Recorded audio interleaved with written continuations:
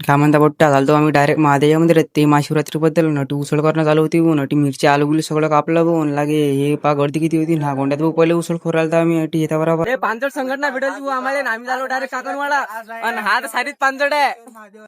निघालो भाऊ आम्ही डायरेक्ट काकणवाडासाठी नालो फाटे रे फुकाच्या इष्टीत बसलो आणि लगे सगळी पांचट फुकट संघटना घेऊन चाललो आम्ही आता डायरेक्ट काकणवाडा फक्त उसळसाठी चहा प्यायसाठी आलो न भाऊ मग अटी काकणवाड्यात डायरेक्ट आणि लागे भाऊ आमचे पोट्टे ना आम्ही ही अटी मंदिर आहे नटी चाललो मग आम्ही आता पाहायला गेलो अटी पायगी धुतली आणि लगे पाहायला गेला लागते पण अटी भाऊ डायरेक्ट शर्ट काढून पाहायला गेला लागते नंतर आम्ही भाऊ दूरदर्शन केलं मस्त पैकी चाललो आलो भाऊ नटी गेला भाऊ पोटभरनी डायरेक्ट कपभर चहा पेलो भाऊ हा विचारात भाऊ डायरेक्ट घरच्या सारखा चहा पिऊ राहिला फुका मारू मारू निघालो मग आम्ही वापस डायरेक्ट घरी जाण्यासाठी